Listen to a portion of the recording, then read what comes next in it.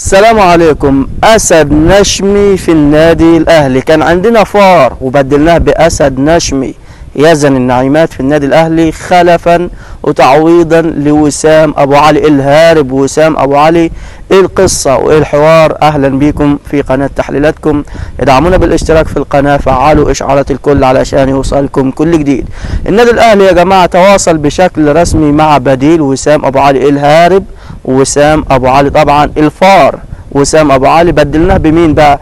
بدلناه بأسد نشمي من أسود النشامة طبعا يزن النعيمات، صاحب ال26 عام، مهاجم فز، وصل منتخب الأردن طبعا منتخب بلاده إلى نهائي كأس الأمم الآسيوية النسخة الماضية 2023 اللي كانت مقامة في قطر طبعا.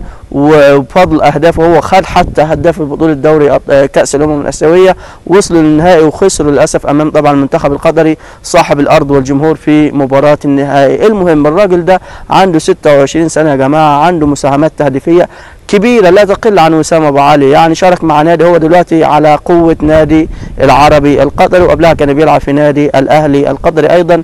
لعب 60 مباراة يا جماعة، مساهمة تهديفية في 50 هدف، يعني صنع 19 هدف وسجل 19 هدف في ال50 مباراة سواء في الأهلي أو في العربي القطري، أيضا مع منتخب بلاده يا جماعة.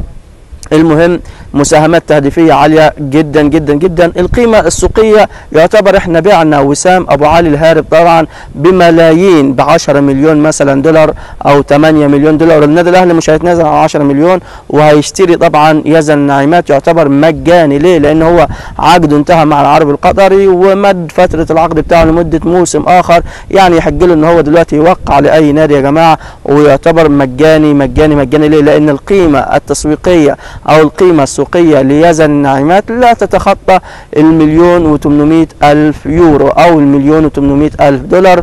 طبعا يعتبر أغلى لاعب في منتخب الأردن بعد المركز الثاني، يعني بعد طبعا مواطنه اللي هو موسى التعمري اللي محترف في الدوري الفرنسي. يعني أكبر قيمة سوقية بالنسبة للمنتخب الأردني، شاب واعد أيضا، مش راجل، مش رايحين نجيب صفقة مثلا معدية 30 سنة أو 32 سنة، لا بالعكس عنده 26 سنة، أيضا عنده مهارات عالية. بالمناسبة النادي الأهلي دخل في الموسم قبل الماضي مع مفاوضات مع يزن النعيمات قبل ما يستخدم طبعا الهارب وسام أبو علي، ولكن لم يوافق في المفاوضات دي. ولكن دلوقتي بعد طبعا رحيل أو هروب طبعا وسام أبو علي عن النادي الأهلي، فتحوا المفاوضات تانية وكلموا وكيل أعمال يزن النعيمات علشان يتواصل مع اللاعب. اللاعب أبدى رغبته جدا جدا إن هو ينضم طبعا للمارد الأحمر والقلعة الحمراء في الانتقالات الصيفية اللي احنا فيها. وخلاص يعتبر يا جماعة شبه يعتبر يعني كل حاجة تنتهي بسرعة بسرعة، يعني ممكن أسبوع مثلا هتلاقي الصفقة تم الإعلان عنها بشكل رسمي.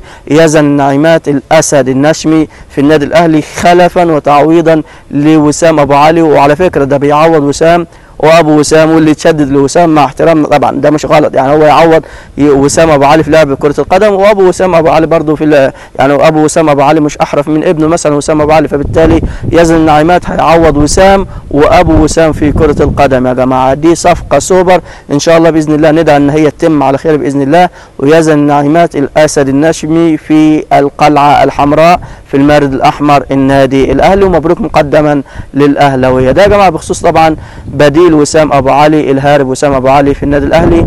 الصفقة السوبر الأسد النشمي، صفقة النادي الأهلي الجديدة ومهاجم النادي الأهلي الجديد يزن النعيمات. في النهاية ما تنسوش الاشتراك في القناة، فعلوا إشعارات الكل علشان يوصلكم كل جديد. كان معكم قناة تحليلاتكم، سلام عليكم.